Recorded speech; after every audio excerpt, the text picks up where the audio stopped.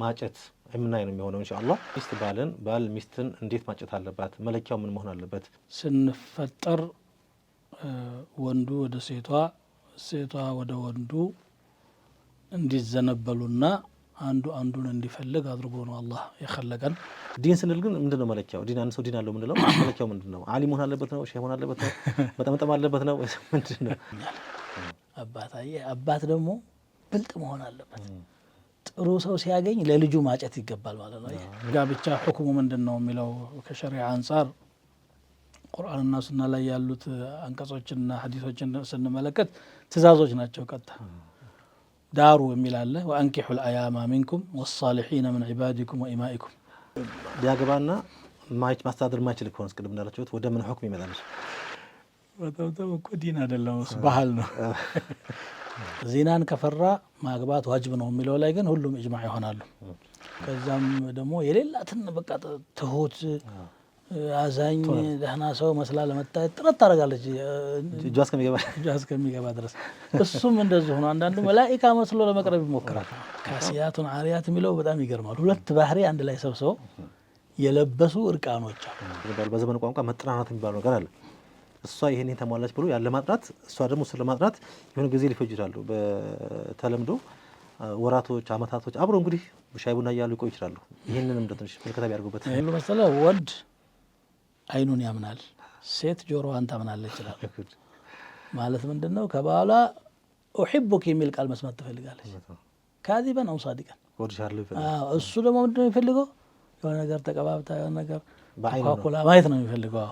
የምትናገረውን ሳይሆን አክሽኑን ነው የሚያየው። መጠናናት አለም ገብተዋል እኮ ወደ እንትኑ ገብተዋል። ሙሉ ነው የሚያጠኑት።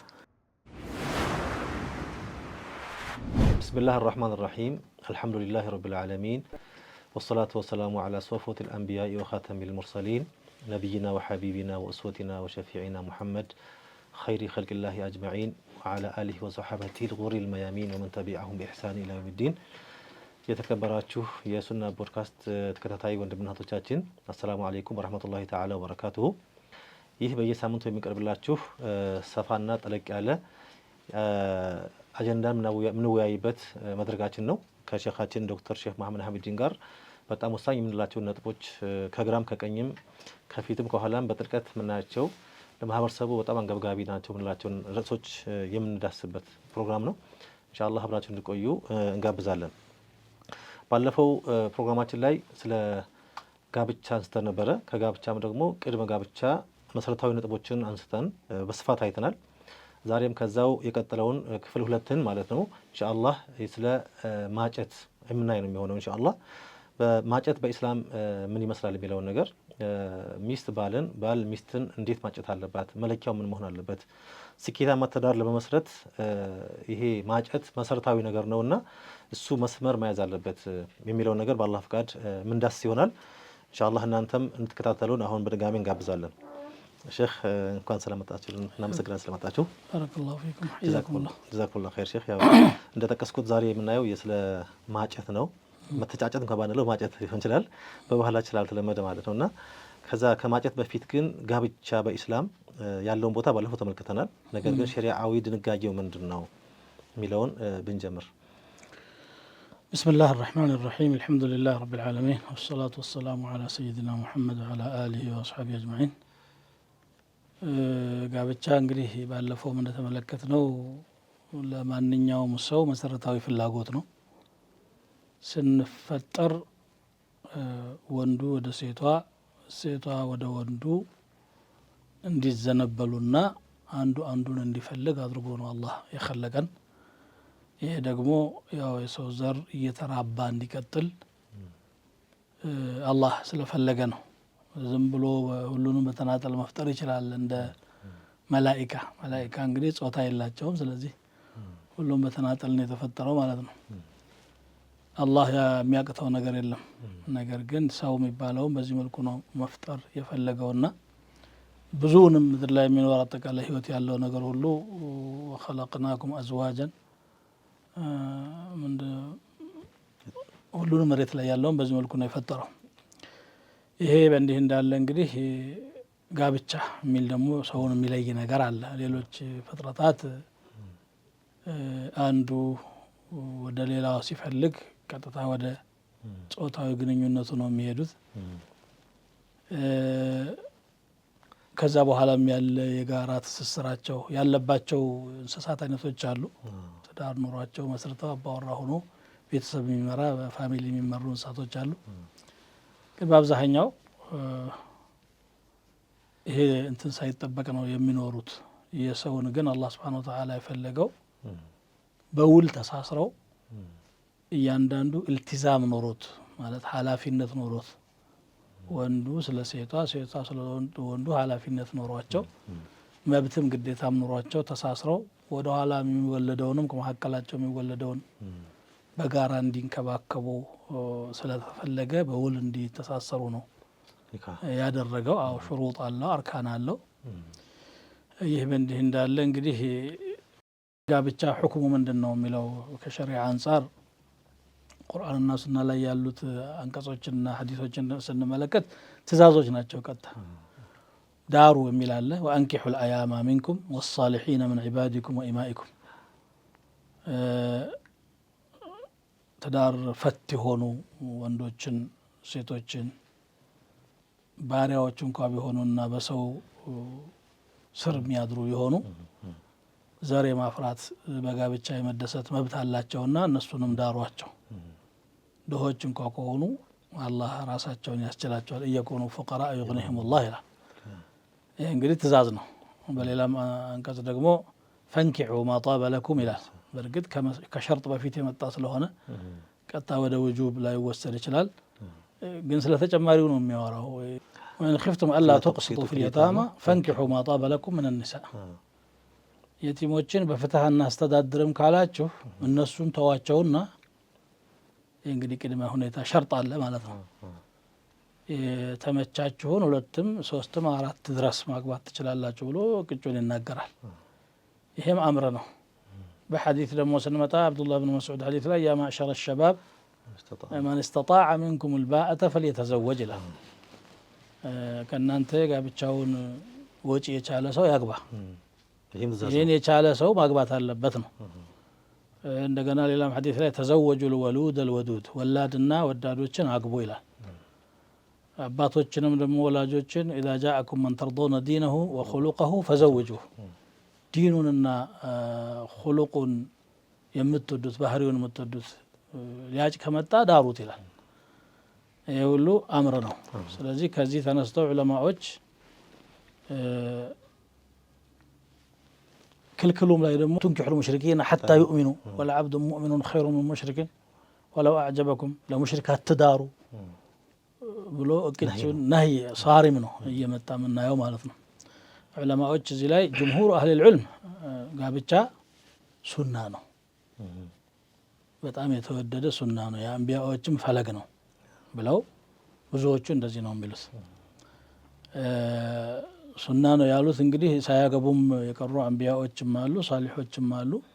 ከፍላጎት ጋር የተያያዘ ስለሆነ አላህ ፈቀደ እንጂ ትእዛዝ አይደለም፣ ግዳጅ አይደለም። ቢደረግ መልካም ነው። ጋብቻ ሳልፈጽም መኖር እችላለሁ ብሎ ካመነ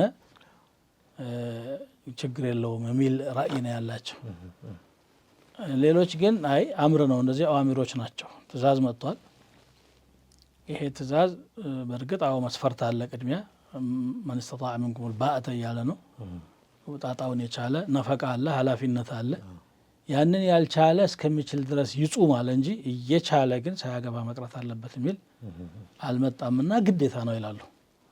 በዚህ አካሄድ ይሄ አካሄድ ጠንካራም ይመስላል። ከእስትድላላቸው ማስረጃውን ስታይ ጠንካራ ነውና በዚህ አካሄድ ጋብቻ ማድረግ እየቻለ ማያገባ ሁሉ ኃጢአተኛ ነው ማለት ነው።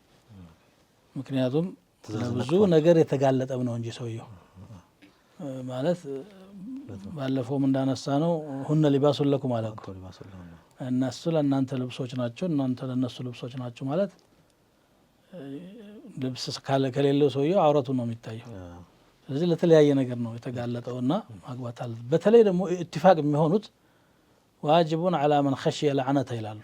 ዚና ላይ ይወድቃለሁ ብሎ የፈራ ሰው አቻውን እንኳን ካላገኘ ወረድ ብሎ ያግባ ብሎ ቁርአኑ የሚናገረው ወመን ለም የስተጢዕ ሚንኩም ጠውለን أن ينكح المحصنات المؤمنات فمما ملكت أيمانكم من فتياتكم المؤمنات والله أعلم بإيمانكم ከእናንተ አቅም ኖሮት ማግባት ያልቻለ ሰው እጆቻችሁ ከያዟቸው አገልጋዮቻችሁ ሴት ባሪያዎቻችሁ ያግባ ማለት አንደኛው የሌላውን ሰው ባሪያ ማለት ነው። እሷ በባርነት ሰው ስር ነው ያለችው።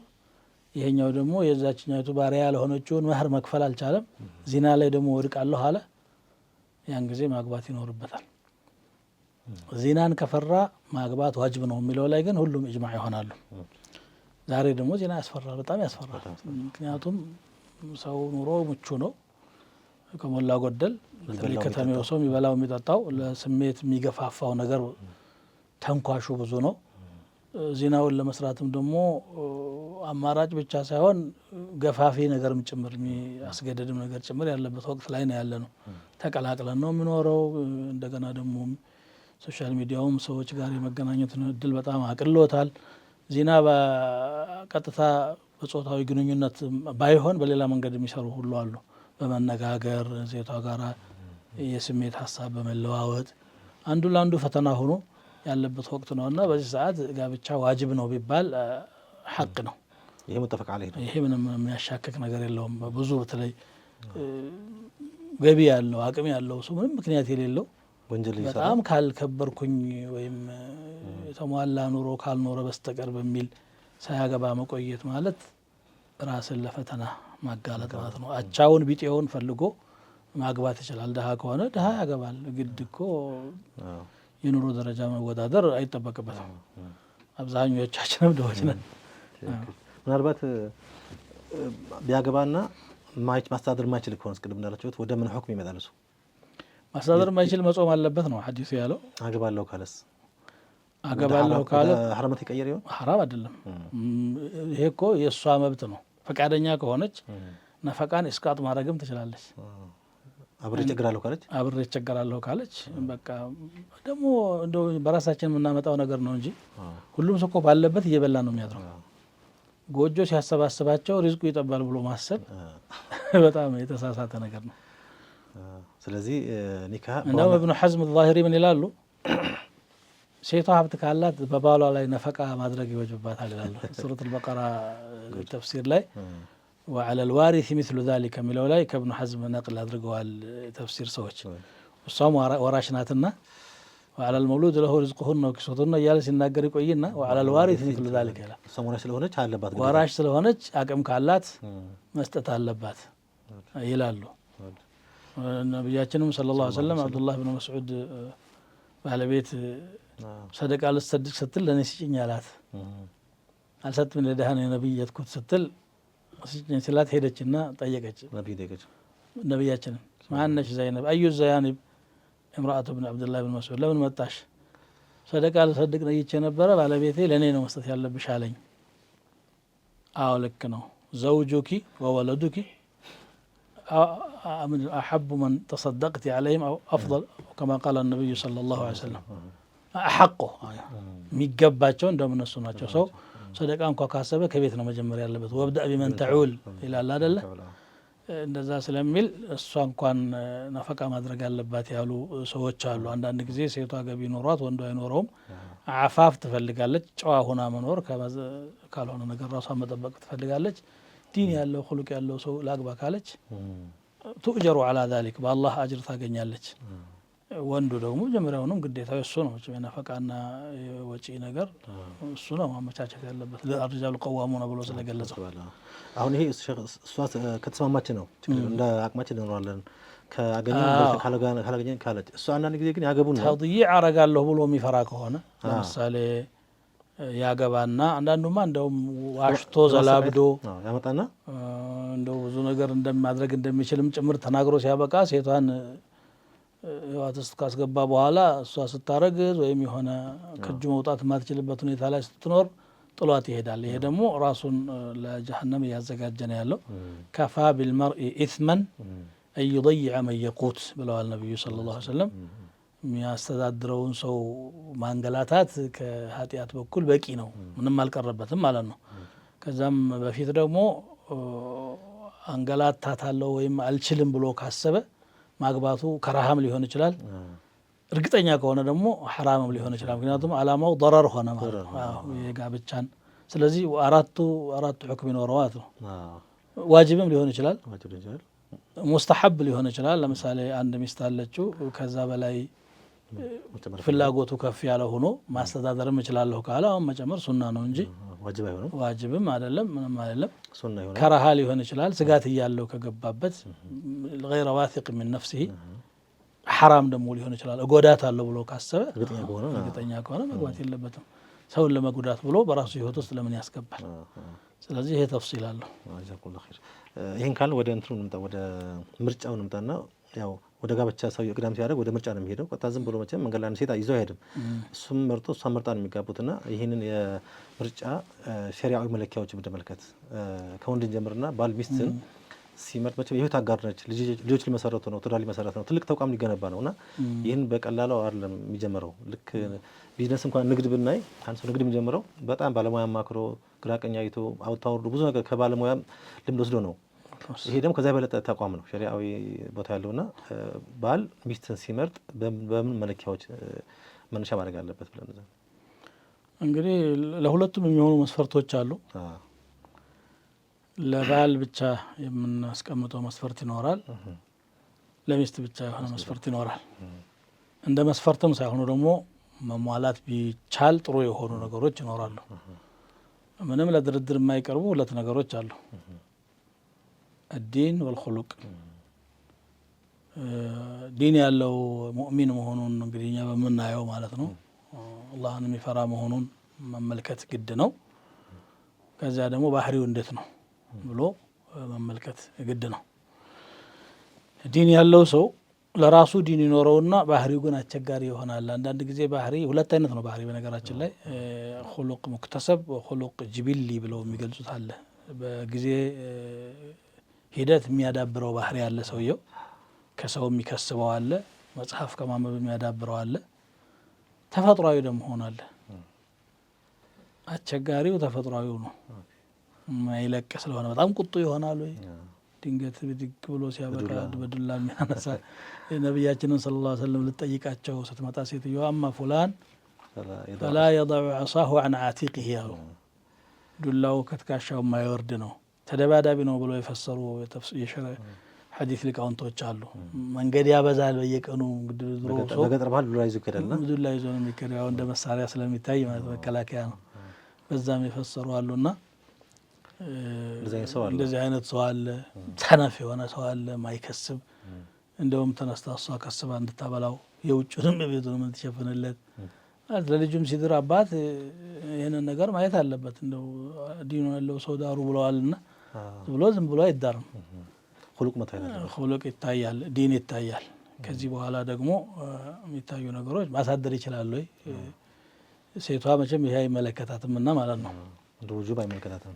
አዎ በወንዱ በኩል ሊያይ የሚገባው ወይም ሊያሟላ ወይም ከሚፈልጋት ሴት ላይ ማሟላት ያለበት መስፈርት ሚሊዮን ሳንወጣ ከዛ ሼክ ዲኑ ስንመለከት ያው ዲኑ ከተሟላ መቼም ሌላው ነገር በእንትን ይሟላ። በእርግጠኝነት ዲኑ ካለ ሁሉም ነገር ለምሳሌ ርዝቋን የመሸፈን በተንከባክቦ የመያዝ ክብሯን የመጠበቅ ከያዘ የሚይዘው ካልያዘ ደግሞ በመልካም የመሸኘት እንትን ድል ይኖራልና ዲን ስንል ግን ምንድነው መለኪያው? ዲን አንድ ሰው ዲን አለው ምንለው መለኪያው ምንድነው? አሊም መሆን አለበት ነው? ሼህ መሆን አለበት ነው? መጠምጠም አለበት ነው? ምንድነው? መጠምጠም እኮ ዲን አይደለም፣ እሱ ባህል ነው። እሱ ባህል ነው። ሼክ ነኝም ሳይል አላህን ፈሪ ስንት አለ። አጥቂያ ደግሞ በዚህ ጭንብል ስር ደግሞ ጥፋት የሚያጠፋም አለ። ይህን መቼም ማንም ዓቂል ይረዳዋል። እሱ እንደተጠበቀ ሆኖ ያው እንደም ለቀልድ ነው ያስገባው። መቼም እንደተጠበቀ ሆኖ ዲን ማለት ያው ሶላቱን التزام የሚያደርግ ፈዋሂሽ ላይ መጥፎ ነገር ላይ የማይታይ ለምሳሌ ቃሚ ያልሆነ ጠጭ ያልሆነ በለው እንግዲህ ዲን ያለው ተማር ስላለበት ነው። ወይም ንግድም ላይ አጭበርባሪ ያልሆነ ተለያየ ነገር እንግዲህ ተዘፍቆ ዲን ካለመኖሩ የተነሳ የሰው ነገር ያቃለጠ ሰው ይኖራል። እናጥና ካልን እንግዲህ ዲን የሚባለው ነገር ዝም ብሎ ሶላትና ዚክር ብቻ አይደለም። አጠቃላይ ስነ ምግባር ላይም የሚንጸባረቅ ነገር ነው። ቤተሰቡን በሐላል የሚያስተዳድረው ከየት ከስቦ ነው የሚያመጣው? ጉበኛ ሆኖ የከበረ ሊሆን ይችላል። የሆነች ወንበር ላይ ቁጭልና የተለያዩ ነገሮች አሉ ዲንን የምንለካበት። የውስጡን ማወቅ አንችልም፣ እሱ የአላህ ነው። ከዛ ውጭ ግን በዛሂር የሚታዩ ነገሮች ውሸታም የሆነ ሰው አለ፣ ዲን የለውም። አጭበርባሪ የሆነ ሰው አለ፣ ቃል አፍራሽ የሆነ ሰው አለ። እነዚህ ነገሮችን ማየት ይቻላል። ደግሞ እነዚህ ነገሮች ከተራ ሙስሊም የተሻለ ሰው አግኝተህ ዝነኛ ከሆነ ሰው ላይ ደግሞ ተቃራኒውን ልታይ ትችላለህ። ምንም ሚዛን አይደለም እሱ። ይሄ ሹህራውም ሆነ ኡስታዝ የሚባለው ነገር ፋሽል ሊሆን ይችላል እሱ። ፈልሐስል አላህ ስብሓነሁ ወተዓላ የሚፈራ ሰው መሆኑን የምንመዝንባቸው መንገዶች ይኖራሉ። ያ ይታያል። ሁሉቅ ደግሞ የተፈጥሮ ባህሪ ደግሞ አለ። ዲኑ ምንም እልትዛም ይኖረውና ቅድሜ እንዳነሳሳናቸው ነገሮች ከስቦ የማይመጣ ከሆነ ምንም አያደርግም። ብዙዎቹን ደግሞ በአሁኑ ሰዓት ምናየው ተጨባጭ እሷ ከስፋን ታመጣ ነው። በተለይ ደግሞ ይሄ አሁን አረብ ሀገር አለ ቁጭ ብሎ ይልካል፣ ብር ያስመጣል። ቁጭ ብሎ ተጧሪ ማለት ይቻላል። ከዛ 10 ዓመት 15 20 ዓመት ትቆያለች፣ ትመጣለች። ብሩ የዚህ የተነነው መታ ተቋቋመበት ወሌላ ያበላሻል፣ ይቀማል። ይሄ ሁሉ ዙልም ነው። ሴት ልጅ በመሰረቱ ሰርታ በሰዋም ማሳደር ግዴታዋም አይደለም የሚጠበቅባትም አይደለም። እሷ ቤት ቁጭ ብላ ተፈጥሯዊ አላህ የሰጣት ስራ አለ። መውለድ፣ ቤት መምራት፣ ልጅ ማሳደግ፣ ትውልድ መቅረጽ ነው። ትልቅ ነገር ነው የምትሰራው። ይሄንን እየናቁ ነው ሰዎች የተቸገሩት። በተለይ ደግሞ የተማረች ሆና እንዴት ቤት ትቀመጣለች ይላል። የተማሩት ትምህርትን በደሞዝ ብቻ መለካት ማለት ነው። ኖሌጅ ለራስህ አንተ ሀብት ነው። በየትኛው መልኩ ትጠቀመዋለህ? በሚያመጣው ገቢ አይደለም የሚለካው። በተለይ ተርቢያ ለልጆቹ ተርቢያ እና እንዴት ተምራ ዝም ብላ ቤት ቀረ ይችላሉ። ቤት ያለው ስራ እሷ እየሰራች ያለችው ከሷ አልፎ የሚቀጥለውን ትውልድ ሁሉ የሚጠቅም ነገር ነው። አንተም ወጣ ብለህ ስታበቃ ካሳስበህ የምትመጣው ቤተ አፍያ ሲሆን ነው። ቁመናችን አምሮ አለባበሳችን አምሮ ስንታይ እኮ የኛ ይመስለናል። አይደለም፣ ከኋላ እነሱ ናቸው ይሄን ያደረጉት። ስለዚህ ባህሪ ሲባል ብዙ ነገር ነው የሚታየው ማለት ነው። ከርዕሳችን ሳንወጣ ብዙ ወንዶች ጋሊበን ማለት ይቻላል የሴቶችን እንትን ያሟሉ አሉ አያሟሉም፣ ዲን አላቸው የላቸው ምናቸውን የሚያዩ እንጂ የራሱ ማነት አያይም።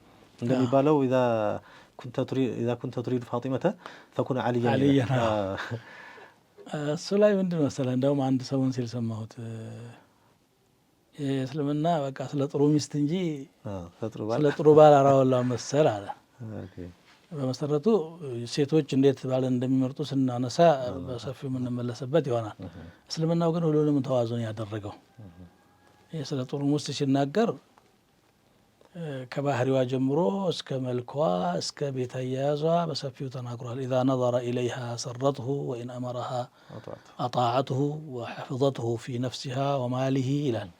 ሲያያት የምታስደስተው ሲያዛት እሺ የምትለው ራሷን የምትጠብቅና ንብረቱንም የምትጠብቅ ይሄ ሰው የኔ አማና ነው ብላ የምትጠብቅ ሚስት ናት ብሎ ነው የሚገልጸው።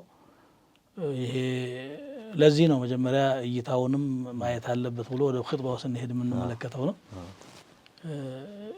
ያስቀመጠው። እንዲሁም ወንዱም ደግሞ ሸሪዓው እኮ በኩል ሁኔታ ቱንካሑ ልመርአቱ ሊማሊሃ ወጀማሊሃ ወዲኒሃ ወሐሰቢሃ ሴት የምትገባው ወይ ለገንዘቧ ወይ ለዲኗ ወይ ለክብሯ ወይ ለውበታ ነው የምትገባው። ግን አንተ ፈዝፈር ቢዛት ዲን ዲን ያላትን ፈልግ ብሎ እንዳዘዘው ሁሉ በተቃራኒው ደግሞ ኢዛ ጃአኩም መን ተርضውነ ዲነሁ ወኹሉቀሁ ፈዘውጁሁ። መሰረታዊ ነገሮች ናቸው ሁለቱም።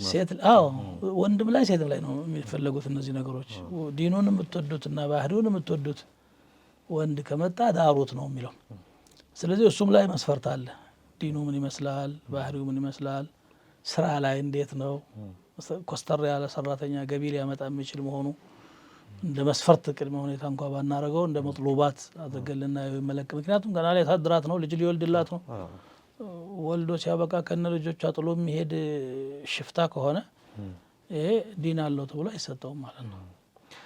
ወደ ተቃራኒው እንምጣና ሚስትን ስንመርጥ ደግሞ ወንዶች ማለት ነው ስናጭ ወይም ስንመርጥ ምን ክራይቴሪያን ማስቀመጥ አለብን? ሸሪዓ ወይም አዋጪ ስኬታማ ሊያደርገን የሚችሉ ክራይቴሪያዎች ሙዕተበራ የሆኑ ትርኪ ምልኪው ሳይሆን ማለት ነው። ሙዕተበር የሆነው መጀመሪያ ዲን ነው፣ ቀጥሎ ኹሉቅ ነው፣ ቀጥሎ እንግዲህ ቤተሰቦቿን ማየት ጥሩ ነው። ከጥሩ ቤተሰብ የመጣች ልጅ ያው ቤተሰብ ጥራትም በዲንና በኹሉቅ እንዲሁ በአስተዳደር ያላቸውን ነገሮች ማየት መልካም ነው። ያን ወርሳ ነው የምትመጣው። ቤተሰብ ልጁን ወደደም አልወደደም ይቀርጻል። አስበውም አላስበውም ጭንቅላታቸው ላይ የሚያስቀምጠው አማና አለ። ሱሉካቸውንም ያያሉ ልጆች። ሴት ልጅ ደግሞ ምንድነው አረቦች ምን ይላሉ? ኩሉ ፈታቲን ሙዕጀበቱን ቢአቢሃ ይላሉ። እያንዳንዷ ልጃገረድ በአባቷ የተደነቀች ናት ማለት ነው። ምሳሌ እሱ ነው፣ አርአያ እሱ ነው። እናትም ደግሞ የምትሰራውን ቤት ውስጥ ታያለች። ያን ይዛ ስለምታድግ ከጥሩ ቤተሰብና በጣም መልካም ትዳር ከመሩ ቤተሰቦች ቢሆን መልካም ይሆናል። እንደገና የመውለድ ጉዳይ ደግሞ ቤተሰቦቿ ወላዶች ከሆኑ ወላድ ትሆናለች ተብሎ ይገመታል። አላህ ሱብሓነሁ ወተዓላ ከወላድ ቤት ተገኝታም መሀል ሊፈጥር ይችላል። እሱ አይከለከልም። እንግዲህ እሱ የሀቡ ሊመን የሻኡ ኢናተን ወየሀቡ ሊመን የሻኡ ዙኩር አው ዩዘውጁሁ ዙክራነን ወኢናተን ወየጅዐሉ መን የሻኡ ዐቂመን ነው። የፈለገውን መሀል ሊያደርግ ይችላል። ሆኖም ግን ያ ይታያል። ተዘወጁል ወሉድ ያሉትም መጀመሪያ ወልዳ የተሞከረች ማለት አይደለም። ግራ ቀኝ ታይቶ የቤተሰብ ሁኔታ እነሱ እንኳን ወላዶች ናቸው። ደግሞ ፋህም ያላቸው ልጆች ናቸው የዛ ሰዎች። አንዳንዱ ቤተሰብ በጣም ጮሌ የሆነና ጥሩ ልጅ የሚወልድ ቤተሰብ አለ። ከዛ ጋር በጋባ ጥሩ ልጅ ይገኛል ብሎ ያስባል ሰው። ምናልባት ከዛ በተጨማሪ ደግሞ እንዳላችሁት ውበቷ ራሱ መልኳም ወደ ሌላ ሊያሳየው የማይችል ቢሆንና በተቻለ መጠን ይህንንም ቢያደርግ ከዲኗ በተጨማሪ ማለት ነው። እንግዲህ እንዙር ኢለይሃ ያሉት እኮ ነብዩ ሰለላሁ ዐለይሂ ወሰለም ለዚህ ነው እያት አሉ። እያት ሲባል እሷም ታየዋለች፣ መብቷ ነው ማየት። አይሆነኝም ብላ ካገባች በኋላ እንኳን የወጣቻለች። ያው የሳቢት ብኑ ቀይስ ሐዲስ ላይ ሳቢተን ላ አዒብሁ ፊ ዲኒ ወላ ፊ ኹሉቂን ወላኪኒ አክረሁል ኩፍረ ፊል ኢስላም አለች። ዲኑንም ባህሪውንም አልተቸውም፣ ግን በጣም ጥቁር ነው፣ አጭር ነው። መጀመሪያም ተሸውጄ ነው የገባሁት ላቀቅ ብላ የጠየቀችበት ሁኔታ አለና እሷም ማየት መብቷ ነው፣ እሱም ማየት መብቱ ነው። ያያል። በጣም ቆንጆ የሆነችን መምረጥ ሻፊዒዎች አይበረታታም ይላሉ። አንደኛ ስጋት ላይ ይሆናል ሁልጊዜ ከቤት ወጣ ቁጥ ስጋት ነው። እንደገና ደግሞ ሸይጣኖችም እሷ ላይ ያተኩራሉ። ውበት ስላላት እሷ ላይ ያተኩራሉ። እንግዲህ ውበት ያላቸው ውበት እንደ ኩነኔ ሊሆንና ትዳር ሊያጡ አይገባም። ኒዕማ ምን አላህ ነው፣ ከአላህ ስጦታ ነው። ሆኖም በጣም ሙባለጋ ማድረግ አይገባም። አንዳንድ ጊዜ ደግሞ ራስንም ማየት ያስፈልጋል። መስፈርት ስታወጣ በዛ መስፈርት ራስህን መመዘን ያስፈልጋል። እኔ ማን ነኝ ማለት ያስፈልጋል። ቢጤውን ነው ሰው የሚያገባው። ይሄ አለ። ውበትን ብቻ አይቶ ደግሞ ማግባት አደጋ እንደሆነ የሚጠቁም ሐዲስ አለ። ሰነዱ ضعፍ ቢኖረውም ሕክማ ነው። ኢያኩም ወኸድራء الدمن ይላል። የኮሲ አረንጓዴ ወይም ጨሌ ለምለም እንዳያታለላችሁ። ቃሉ ወማ ኸድራء الدمن ያ ረሱለላህ፣ ምንድን ነው የኮሲ አረንጓዴ የሚባለው ብለው ሲጠይቋቸው ቃል አልመርአቱ الሐስናእ ፊ المنبت السوء፣ መጥፎ ቦታ ላይ የበቀለች ቆንጆ ሴት ናት አሉ። ቤተሰቡ ላይ ችግር ያለበት እንግዲህ በዚና በፉጁር የሚታማ እንደዚህ ቤተሰብ ሲሆን ከሩቅ የሚመለከት ሰው ደፍሮ እዚህ ውስጥ መግባት አይመከርም። መልኳን ብቻ አይቶ ያያል። ብዙ ጊዜ እኮ ለዚህ የሚጋለጡት ውበት ያላቸው ሰዎች ናቸው። በእርግጥ አሁን እንደዛ ማለት ባይቻልም ማለት ነው። ፈታኖቹ እነሱን ያጠምዷቸዋል። ከትዳርም ጭምር እስከ ማፈናቀል ድረስ ይሄዳሉ። በምላሳቸውን አትልሰው ሸይጣን መቼስ ያው ምላሱን አትልሰው ማውራት አይደል ስራው። የሰው ሸይጣኖችም የእሱ ተላሚዞች ናቸውና የእሱ ምሩቆች ናቸውና እንደዛ ያደርጋሉ። ስለዚህ ውበት በምን ይለካ ስንል ውበት በተመልካች ይለካ ነው ባጭሩ። አንተን የምትስብህ ለዓለሁ አዩቅደመ በይነኩማ ይላል ሐዲሱ። መሀከላችሁ ልትጣጣሙ ትችላላችሁ። ኢዳም ማለት ወጥ ማለት ነው፣ ምግብ ማጣፈጫ ነው። ስለዚህ ስታያት ደስ ካለችህ ያንተ ልብ ከተቀበላት ለአንተ ትሆናለች። ሌላው ሲያያት እኮ ምን ሆኖ ይችን ያገባው ሊል ይችላል። ይሄ ውበት በተመልካች እይታ ነው የሚለካው ማለት ነው። ሁሉም የራሱ ውበት አለው። በኒ አደም አላህ ሲኸልቀው ለቀድ ኸለቅና ልኢንሳን ፊ አሕሰኒ ተቅዊም ነው። ውብ የሆነ ፍጡር ነው፣ ያማረ ቁመና ያለው ፍጡር ነው። ግን ይበላላል እዛ መካከል። ወላሁ ፈضለ ባዕደኩም ዐላ ባዕድን ፊ ሪዝቅ ነው፣ ወይም ሪዝቅ ስለሆነ ማለት ነው። በነገራችን ላይ ውበት ሼክ ከለር ብቻ አይደለም። ከለር ቀይ ሆኖ የሚያስጠላል፣ ጥቁር ሆኖ ያምራል። ከለርማ ውበትም አይደለም እና ዝም ብሎ የሆነ አላህ Subhanahu Wa Ta'ala የሚሰጠው ቅርጽ ሙተፈቅ የሆነ ቀድር ሙተፈቅ የሆነ ውበት አለ። ሰው ማንም ሰው የሚስማማበት ውበት አለ። ከዛ ደግሞ አንዱ ሰው የሚመለከተውን ሌላ ሰው ማያ ከዛ ደግሞ አንዱ ሰው የሚመለከተውን ሌላ ሰው ማያ አለ። እሱ የሚስበው አላህ Subhanahu Wa Ta'ala ሰዎችን አብሮ ተጣጥመው እንዲኖሩ የሚፈጥረው ነገር አለ ማለት ነው። እዚህ ላይ ምናነሳው ሌላው ነጥብ ይሄ ውበት ማለት የውጭ ገጽታ ብቻ ሳይሆን የውስጥ ማንነትም ራሱ ውበት ትልቅ ውበት እንደሆነ እሱም ትልቁ ነው። ከተገናኙ በኋላ የእሷ እና የእሱ ስነ ምግባር ከውበት ከምንም በላይ ነው። ሀይቀለም ነገር አንዳንዴ መልክ የሚያምር ሆኖ ውስጣቸው እንትን ካለ አሸጋሪ ነው የሚሆነው።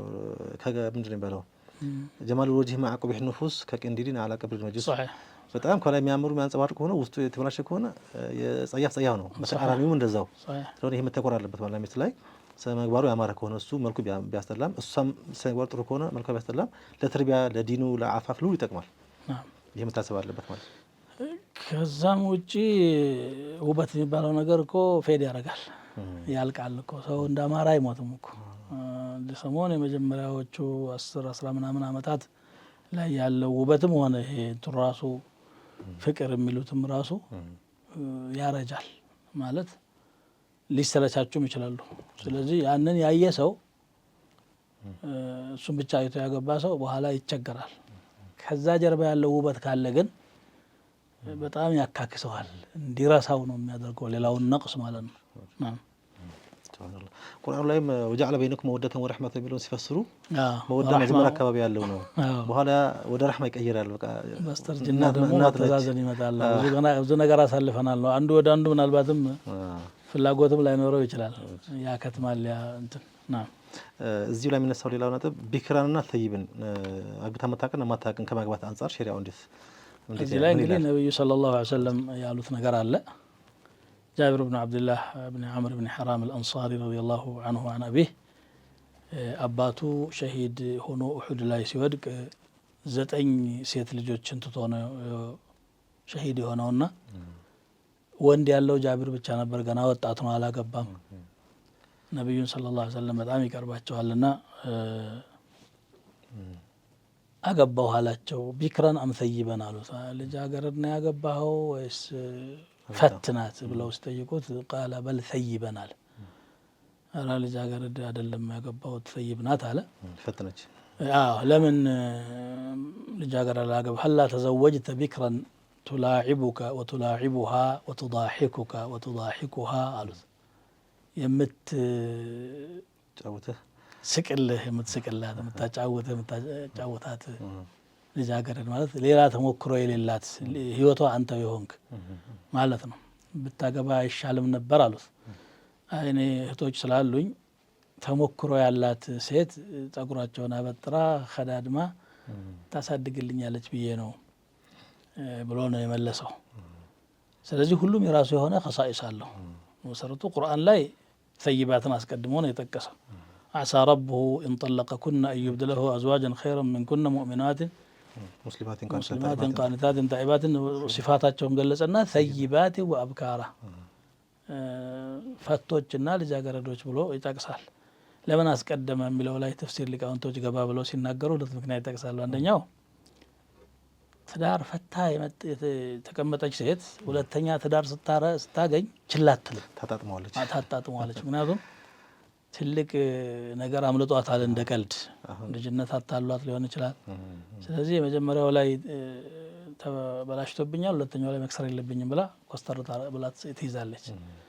በተጨማሪም ደግሞ ተሞክሮ አላት፣ ልምድ አላት። ለሷ ትዳር አዲስ አይደለም፣ ለዚህ ነው ያስቀደማት ይላሉ። ሌሎች ደግሞ አይ ጀብረ ልልኻጢር ነው፣ ዝም ብሎ ትዳር የፈቱ ሰዎች ትዳር የማግኘታቸው የሞራል ግንባታ ነው፣ የሞራል ግንባታ ነው፣ ጥበቃ ነው ብሎ ያስቀደማቸው ያሉም አሉ። እኒሃው ሰውየው ነው ሁኔታውን ማየት ያለበት መስለሐውን። ነቢያችን ሰለላሁ ዐለይሂ ወሰለም ራሳቸው አንድ ብቻ ነው ልጃገረድ ያገቡት፣ አይሻን ረዲየላሁ ተዓላ አንሃ። ሌሎቹ በሙሉ ልጅ ያላቸው ትዳር የፈቱ አንዳንዶቹ በእድሜ የሚበልጣቸው ናቸው። ቢፈልጉ ኖሮ 10ንም ማንጋጋት አቅቷቸው አይደለም። ሁሉም ሱሐባ ቢያገቡለት ደስ ብሎት ይድራል። ማንኛውም ሴት ደግሞ ከሳቸው ጋር መሆን የማይደረስበት ሸረፍ ነው፣ ክብር ነው።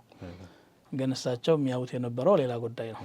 ባላቸው የሞቱ ሸሂዶች የሆኑ አሳዳጊ ያጡ የቲም ያቀፉ ለዚህ እነዚህን ለማገዝና ጃንጥላ ለመሆን አስበው ነው ያንን ያደረጉት። እንደዚህ አይነት አስቦ ትዳር የፈታችና ልጅ የምታሳድገን አገባለሁ የሚል ካለ ኃላፊነቱን ከቻለ መልካም ነው። እንዲሁ ህይወቱን ለማጣጣም ፈልጎ ከሆነ ግን ሌላ ተሞክሮ ያላትን የሌላትን ልጃገረድ ቢያገባ ይቻላል። ሁሉም የራሱ የሆነ ኸሳኢስና ድራለው ይዛለው ማለት ነው። የነብዩን ሰለላሁ ዐለይሂ ወሰለም እንትኖች አግብቶ የሚያውቁ አገቡ ስትሉ አንድ ነገር አስታወስኩኝና መጀመሪያ መጥቀስ ነበረበት። በግጥ አንድ ሰው ሊያገባ ሲል የመጀመሪያ ማድረግ ያለበት ሀደፉ አላማው ምንድነው ከጋብቻው ይለውን ትንሽ እንደ ምክርም ለወጣቶች ቢያነሱልና ስሜትን ጾታዊ ስሜት ማርካት ነው ወይስ ከዛ ባሻገር ሰፊ የሆነ እቅድ አለ ወይ አላማ አለ ወይ ግብ አለ ወይ ምን አስበው ያግቡ? ጾታዊ ስሜትን ማርካት ራሱ በሐላል መንገድ ከሆነ ኃጢአት አይደለም፣ እንደውም ጽድቅ ነው። وفي وضع أحدكم صدقة ነው። ስሜቱን በህጋዊ መንገድ በማርካት ራሱን ከሐራም ለመጠበቅ መነየት አለበት። يقصد العفاف ይላል። ከዛ ቀጥሎ ደግሞ يقصد الولد ልጅ ተክሲሩ ሰዋድ المسلمين ለራሱም ልጅ ማግኘት ኒዕማ ነው። አላህ በቁርአን ውስጥ ስለ ልጅ እኮ ሲናገር ስጦታ እያለ ነው የሚገልጸው። ووهبنا له يحيى الحمد لله الذي وهب لي على الكبر إسماعيل ربي هب لي من لدنك ذرية طيبة الذين يقولون ربنا هب لنا من أزواجنا هبة የሚለው ቃል ተደጋግሞ የመጣው ቁርአን ላይ ስለ ልጅ ነው። ስለዚህ አሁን ዛሬ ሰው ማግባቱን አገባለሁ ግን ወለድ አልፈልግም ይላል። ቁስን ማበራከት ይፈልጋል፣ ሰውን ማብዛት ግን አይፈልግም። የቤተሰብ ምጣኔ ያደርጋል። የሀብት ምጣኔ የሚያደርግ ሰው አልሰማንም። በተቻለ መጠን መጨመር ነው የሚፈልገው። ልጅ ላይ ግን ይመጣል። ሰውን ሀብት አድርጎ አላየውም እና ነው እሱ እንደ ሀብትም ሲታይ አንድ አገር ለማደግ የሚፈልገው እንደው በቁሱ ዓለም ሂውማን ሶርስ የሚባል ነገር አለ። የሰው ኃይል ከሌለ የቁስ ኃይል አይመጣም። ቤተሰብ ራሱ የሚጠነክረው በዛ ነው። ሸሪዓው ልጅ መውለድን እንደ አላማ ነው የሚቆጥረውና ልጅ መውለድን ማሰብ ሌላ ነገር ነው። እንደገና ደግሞ ተቀሩብ ኢለላህ በጋብቻ ወደ አላህ መቃረብ፣ እሷን በመንከባከብ ልጆቹን በመንከባከብ ኃላፊነት መውሰድ፣ በቃ የተከበረ ሰው ይሆናል ሰውየው ትዳር ሲመሰርት። ኢንሳን ሙሕተረም ዛ ቂማ ዋጋ ያለው ሰው ይሆናል። እነዚህ ዓላማዎች ሁሉ የሚታሰቡ ናቸው። ከዚህም ሌላ ሊኖር ይችላል። ምናልባትም ነው እኮ ከሚውላቸው ልጆች መካከል አንዱ ዳዒ ሆኖ ህዝብ የሚያገለግል ይሆናል። አንዱ ሀብታም ሆኖ በሀብቱ፣ አንዱ ደግሞ እንደዚህ ዓሊም ሆኖ በተለይ ኡማውን ሊገለባ ዱዓ የሚያደርግለት ሰደቃ የሚያደርግለት ሰደቀተን ጃሪያ ብለው አወለድን ሳሊሕን የድዑ ለሁ ነው። ልጅ መውለድ ዓላማ ነው፣ ግን መውለዱ ብቻውን በቂ አይደለም። ማሳደግ ተርቢያ የሚባል ነገር አለ ተከትሎ። ያ ከሌለ ደግሞ ዝም ብሎ አካል አባት ነው የሚሆነው። እንደዚህ ሁሉ መታሰብ ያለበት ነገር ነው። አንዳንድ ዑለማዎች ላቱንካሑል መርአቱ ላተንኪህ ምን ኒሳኢ አርባ ሲታተን ይላሉ። ሲባባል ደስ ስላለች ነውና ላቱንካሑል መርአቱ ላተንኪሑ ምን ኒሳኢ ሲታተን አናነተን መናነተን ሐናነተን ሐዳቀተን በራቀተን ሸራቀተን አጃይብ ኢንሻአላህ። እኔ ሁለት የሚጨምረው ደግሞ አለ። እስኪ ይሄን አብራሩ። ላተንኪሑ ምን ኒሳኢ ሲታተን አናና ማቃሰት የምታበዛ ማለት ነው። ምታንቋረጥ ብለ በጉንፋኑም በምኑ ሁሌ አመመኛ ማለት የምታበዛ ማለት ነው። ማንም ሰው እንደዚህ መሆን አይገባውም። እንትኑን ቻል ማድረግ አለ። حتى ሲያመው ራሱ ይحل መርዶ ራሱ እኮ የተሐመል ሰበብ መድረስ ያለበትን ኢላጅ ያደርጋል። ወይኔ የሚያዝሙ ትንሽ በትልቁ ጉንፋን ሲይዘው ራሱ ቀጥሎውና አናና መናናማ መጻደቅ የምታበዛ እንዲህ አርግልህ ይሄ ኹሉቅ በተለይ በሁሉ ሙስሊም ላይ ተጠላ ነው። الذين لا يتبعون ما انفقوا من ولا اذن على الله የለገሱትን ነገር መመጻደቅና ስቃይ ማያስከትሉ እንዲህ አርግልህ ካለ አንተ ባያረግልህ ይሻላል። አቦን ካረከውን ነገር ብለህ እሱም አለማየት ደስ ይላል። ካደረገ ለአላህ ነው። ወንዱም እንደዚሁ ይሄ አሁን ለሴት ምሳሌ ተሰጠ እንጂ ሚስቱን ሁሉ ጊዜ እንዲህ አርግልሽ ብሎ የሚያሳቅቃት ከሆነ ለራሱ ነው ያለው። ለሚስቱ ያረጋውን ነገር كيف يمتن به حنانا ደግሞ እንግዲህ ምንድናት التي تحن الى زوج اخر او الى ولدها ሌላ ትዝታ ያላት ሌላ ናፍቆት ያላት እርጥበት ያላት ማለት ነው። አግብታ መጣ አዎ ሌላ በሽታ ያላት ከሆነች ያቺ እዛው ትቅር። እውነት ነው ይሄ። ምክንያቱም ትዳር አትሆንም፣ ሀጃዋን አልጨረሰችም። ለዚህ ብሎ እንግዲህ ምንድን ነው የሚለው አዛኒየቱ ላ የንኪሑሃ ኢላ ዛኒን አለ እኮ። ስለዚህ የሆነ ከልፍያ ያላት ከሆነች እዚያው በሩቅ መተው ነው። ወንዱም ላይ ይሄ ይሰራል መልሶ። አሁን እዚህ የተጠቀሱ 6ቱን ባህሪያቶች ወንድ ይሰራል። ያው ይሰራ የለም። ሌላው ሐዳቀተን መመልከት የምታበዛ ያለፈ ያገደመን የምታይ ከሆነች እሱም እንደዚሁ። አሁን ዛሬ የደረሰኝ ጥያቄ አለ። ለምሳሌ ባሏ ጥሩ ትዳር ላይ ነው ያሉት፣ እርስ በርሳቸው ይፈላለጋሉ፣ ግን ልቡ ወደ ውጭ ተሰማርቷል ብላ ትዘጋለች። እያየች ነው ያለችው። ደግሞ አግብተህ ገላግለኝ ብላ ትጠይቀዋለች። ደፍሮም አያገባም፣ አርፎም አያርፍም። ይሄ በሽታ ነው። ይሄ ወንዱም ሆነ ሴት አላህ በሰጠው ምንድን ነው የሚባለው ቀናዓ የሚባል ነገር እኮ አለ። ቀናዓ ማለት የምትፈልገውን ነገር ሁሉ ማሳካት አይደለም፣ በተሰጠኸው ነገር መብቃቃት ነው።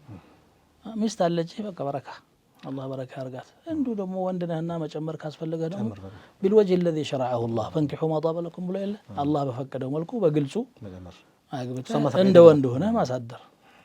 ሩጁላን الرجال قوامون ብሎ የለ አሁን እሷን ፈራሁ ብሎ አላህን ሳይፈራ ቀረ ይሄ ሰው ማለት ነው።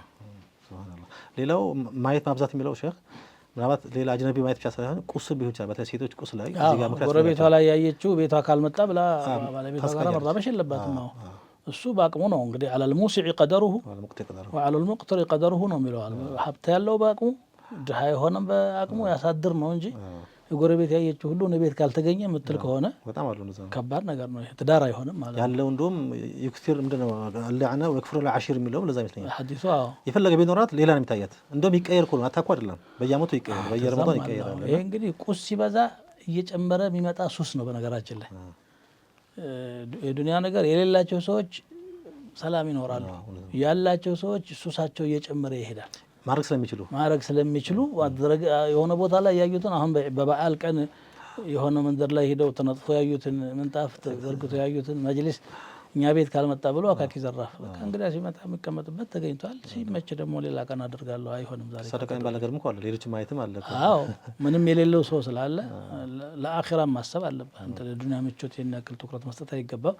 ባለው ሰው ማስደሰት እንደተጠበቀ ሆኖ ማለት ነው። ሰው ካለው ደግሞ ኸይሩኩም ሊአህሊሂ ብሏል። ከእናንተ ጥሩ ሰው ማለት ለቤተሰቡ ጥሩ የሆነ ነው። ሚስቱን ሀዲያ ይዞላት ቢመጣ ያላሰበችውን ሰርፕራይዝ ቢያደርግ እሱ መልካም ነው፣ ከአላህም አጅር ያገኛል። ነገር ግን ማቴሪያሊስት መሆንና ይህን ያክል ቁስ ተከታይ ፋሽን ተከታይ መሆን ደግሞ ለትዳር ጸር ነው። በራቃም ይላል አራተኛው አምስተኛው በራቃ እንዳትሆን መሽቀርቀር የምታበዛ ማለት ነው። አዎ ይሄም ደግሞ ሙባለጋ ከሆነ ይሄ ሴቶች መዋብ ማለት ለባላቸው ነው። ወደ እሷ ዝንባሌ እንዲኖረው አይኑ ሌላ ቦታ እንዳያርፍ ከሚስት ማግኘት ያለበትን ማግኘት እንዲችል ማድረግ ነው። ብዙዎቹ አንዳንድ ጊዜ ግን ቤት ሲሆኑ ጉስቁልቁል ብለው ጭንብስብስ ብለው ወደ ውጭ ሲሄዱ ግን ሰርግ ሙሽራ ሆነው ዛሬ የሚዳሩ መስለው የሚሄዱበት ሁኔታ አለ። ይሄም ተገቢ አይደለም። በተቻለ መጠን ውጭ ሲሄዱ እንደውም ከማጌጥ መራቅ ነው ያለባቸው። ሒጃብ የተባለውም እኮ ለዚህ ነው። የሕጁቡሃ አን አዕዩን ልፉሳቅ ከፋሲቆችና ከአመፀኞች እይታ የሚሰትራት ነገር ነው ሒጃብ የሚባለው። ስለዚህ ያ አዩሃ ነብዩ ቁል አዝዋጅከ ወበናቲከ ወኒሳኢል ሙእሚኒን ዩድኒነ ዐለይሂነ ሚን ጀላቢቢሂነ ሊአላ ዩዕረፍነ ፈላ ዩእዘይነ ዛሊከ አድና አላ ዩዕረፍነ ፈላ ዩእዘይነ ነው። ሰው በምልክታቸው አውቋቸው ያቺ ቆንጆ መጣች ያለ ሁሉም የሚጠቃቀስ ከሆነ እኮ የፊትና ነው። ይሄ ከሙስሊም የሚመጥንም አይደለም። ውጭ ስትወጣ ማንነቷም ራሱ በደንብ የማይታወቅበት ጠንቀቅ ያለ አወጣጥ ብትወጣ መልካም ነው። ቤት ውስጥ የቻለችውን ታጊጥ፣ ለዛውም ደግሞ ተፈጥሯዊ ውበቷ እኮ በቂ ነው። አላህ ሱብሓነሁ ወተዓላ ሴት ልጆችን ውበት ሰጥቷቸዋል። ምንም የሚካድ ነገር አይደለም። እዚያ ላይ ማድረግ ያለባት ነገር ካለ መሰረታዊ የሆነ ነገር አለ። ሙባለጋ በዚህ ላይ ሌላ ሰው ነው ብዙዎች አሁን ሌላ ሰው ነው። ዶክተር አብዱልሐይ ዩሱፍ አላህ ይሕፈዙ ሲናገር ከሰማሁት አንዱ ምን ይላል? ምንድነው بالمكياج مثل الشمس تبدو فإن نزعته صارت عم عبده ይላል። በዚህ በምትቀባባው በዲኮሩ ምን እንደምን ተላቀም ሚክያጅ ምንድነው? ኮስሞቲክስ ነው። በሱ ፀሐይ መስላ ትታያለች። አርቲፊሻል የሆነ ውበት ማለት ነው። ያ ሲነሳ ደግሞ አጎታችን አብዱን ትመስላለች አለ። ይሄ ዝም ብሎ አርቲፊሻል ውበት አስፈላጊ አይደለም። ሐቂቂ የሆነ አለ። እንደዛ ነው መሆን ያለባት። እንግዲህ ያው የህብረተሰብ ጉዳይ እያነሳን ስለሆነ ጠለቅ ብለን ረድም ብለን ማውራት ግድ ነውና ነው በዚህ ቋንቋ እያወራ ያለሁት። መርሐባ። ምናልባት ይሄ ሼክ ይሄ ከመጠን በላይ የሆነ ማሽቀርቀር በተለይ እንትን ላይ ከጋብቻ በፊትና ልትተጫጩ ከሆነ በኋላ ላይ በጣም በሽታ ነው የሚሆነው። ሲያያት ላይ ነበረች በኋላ ሌላ ሰው ነው ኺያናም ይሆናል። በኋላ ላይ ቀጥል ይችላል ትዳሩ ራሱ። በነገራችን ላይ የመሽቀርቀር የሚባለው የባህሪም የተደዩንም የዕልምም መሽቀርቀር አለ። የሌላቸውን አዋቂ መስለው ይታያሉ፣ የሌላቸውን ውብ መስለው ይሄንን ዲኮር ያደርጋሉ። እንግዲህ ዲኮር የሚባለው ቁስ ላይ ነው፣ ሰውም ላይ እንግዲህ እየተደረገ ነው ያለው። ከዛም ደግሞ የሌላትን በቃ ትሁት አዛኝ ደህና ሰው መስላ ለመታየት ጥረት ታደርጋለች እጇ እስከሚገባ ድረስ። እሱም እንደዚህ ሆኖ አንዳንዱ መላኢካ መስሎ ለመቅረብ ይሞክራል። የሚታወቀው ሸይጣን ማለት ነው። ማይጠጣ ይመስልና ዋሽቶ ሲያበቃ እኔ በቃ ሁሉን ነገር በቃ ሊላሂ ተዓላ ብዬ ትቻለሁ ይላል። በማግስቱ ጫቱን ጎዝጉዞ ቁጭ የሚል ይሆናል። አንዳንዱ ሚስት የለኝም ብሎ የሚዋሽ ሁሉ አለ። አንዳንዱ ሚስት የለኝም ብሎ ዋሽቶ፣ ይሄ ሩጁላ የጎደለው ወንድነት የጎደለው ነው። ካለው አለኝ ብሎ እንደ ወንድ ሁለተኛ ማግባት ከፈለገ ሸርዑ በፈቀደው መልኩ ማግባት ነው። ይህ ሁሉ መዘላበድ ምን አስፈለገ? በራቃ ላይ አሁን የምናነሳው ሌላው ነጥብ ሼክ በተቃራኒ ነው ያለው ተጨባጫችን። ውበታቸውን ውጭ ይገልጻሉ፣ ለማንኛውም ውስጥ ደግሞ የውበትን አይደለም። ሳነሳ የነበረው እኮ እሱ ነው። ቤት ውስጥ ቁስቁልቁል ብላ ራሷን ጥላ ትቀመጣለች። ሲያያት ሚስቱ ትሁን ኻዲማ መለየት በማይችል ደረጃ፣ ውጭ ስትወጣ ደግሞ ሌላ። ይሄ መዋብ ካለባት እንኳን ቤት ውስጥ ነው መዋብ ያለባት። ውጭ ከሄደች እኮ ወላ ዩብዲነ ዚነተሁነ ብሎ እኮ ነው ቁርአን የተናገረው። ውበታቸውን አይግለጹ ኢላ ሊቡዑለቲሂነ ወአባኢሂነ ወአባኢ ቡዑለቲሂነ ዘርዝሮ ከታዩም ለእነኚህ ሰዎች እንጂ ሌላ መታየት ያለባቸውም ብሎ ነው ያስቀምጠው። ለአባት፣ ለወንድም፣ ለአጎት፣ ለአክስት፣ ለልጅ፣ ለእህት ልጅ፣ ለወንድም ልጅ ብሎ ቆጥሮ ነው ያስቀምጠው እንጂ መንገድ ላይ ላለው ሁሉ እንትን ላለው ራሷ ውበቷን መግለጽ ማለት ፊትና ነው፣ ሰው መፈተን ነው። እንኳን ውበት መግለጽ አይደለም አካሄዳቸውን ራሱ ወላ የመሬት እየተመተሙ አይሄዱ፣ ስለት ያለው ጫማ ሰክተው ቋቋ እያደረጉ ውስጣቸው የለበሱት ጌጣጌጥ እንዲሰማ ማድረግ የለባቸውም። ሊዩዕለመ ማ ዩኽፊነ ሚን ዚነቲሂነ ዝርዝር ነው ያስቀመጠው። እንግዲህ ቁርአን ሱረቱል ኑር ላይ ካየ ነው። ይህ ሁሉ እንግዲህ ፈሳዱ እና እንሕራፋችን ያመጣው ፊትና ነው እንጂ መሆን የለበትም። ነቢያችን ሰለላሁ ዐለይሂ ወሰለም እነዚህ ሴቶች እኮ እርቃን ናቸው ነው የገለጿቸው። ካሲያቱን አኺረ ዘመን አሪያት፣ ካሲያቱን አሪያት የሚለው በጣም ይገርማል። ሁለት ባህሪ አንድ ላይ ሰብስበው የለበሱ እርቃኖች አሉ። የሚገርም ነው። እነዚህ በራቃዎች ናቸው። እነዚህ ናቸው የለበሱ እርቃኖች ማለት። የለበሱት ልብስ እኮ በጣም በውድ ዋጋ ነው የተገዛው። ግን ደረት ተገልጧል፣ እግር ተገልጧል፣ እስከ ባት ድረስ እስከ ግማሽ ሰውነት ድረስ ጸጉር ተገልጿል። ፊት ደግሞ በተለያየ ዲኮር፣ በዛ ላይ በአፍንጫም በጆሮም የተንጠለጠሉ ብልጭጮች አሉ። እነዚህ ለበሱ አይባሉም፣ እርቃን ናቸው። ኢልዐኑሁነ ፈኢነሁነ መልዑናት ነው የሚለው። እርገሟቸው፣ የተረገሙ ናቸው። ላ የጅድነ ልጀነተ ላ የድኹልነ ልጀነተ ወላ የጅድነ ሪሐሃ፣ ጀነት አይገቡም፣ ሽታዋንም አያገኙም። ወኢነ ሪሐሃ ለዩጀዱ ሚን መሲረቲ ከዛ ወከዛ፣ ከርቀት ነው እሷ የጀነት ሽታ ያለው። ይህ ሁሉ እንግዲህ አግብታ ከባሏ ጋር የፈለገችው መሆን ትችላለች። እንደሚያስደስታቸው እነሱ ያውቃሉ፣ እዛ ጓዳ ከገቡ በኋላ ያለውን። ከዛ ውጭ ግን ውጭ ለውጭ ላለው ሰው በዚህ መልኩ መታየት ክልክል ነው ማለት ነው። ለወንዱም ፈተና ነው፣ ለእሷም ፈተና ነው። እንግዲህ ይሄ በራቃ የሚገለጸው ወይ ልብሱ አጭር ይሆናል፣ ወይ ጠባብ ይሆናል፣ ወይ ራሱ የሚያብረጨልጭ ሊሆን ይችላል፣ ሒጃቡ ራሱ ወይ ስስ ሊሆን ይችላል። ሒጃብ የሚያስፈልገው ነው አሉ አንዶች። ሒጃብ አላማው መሰተር ነበረ። ከዛ ግን የሚያደርጉት ነገር በቃ አንዳንድ ጊዜ ከመልካችን ጋር ማች የሚያደርግ ብለው ከላይ የሚለብሱት ማቅረሚያው ወይም ጉፍታውን ሒጃብ ይሉታል።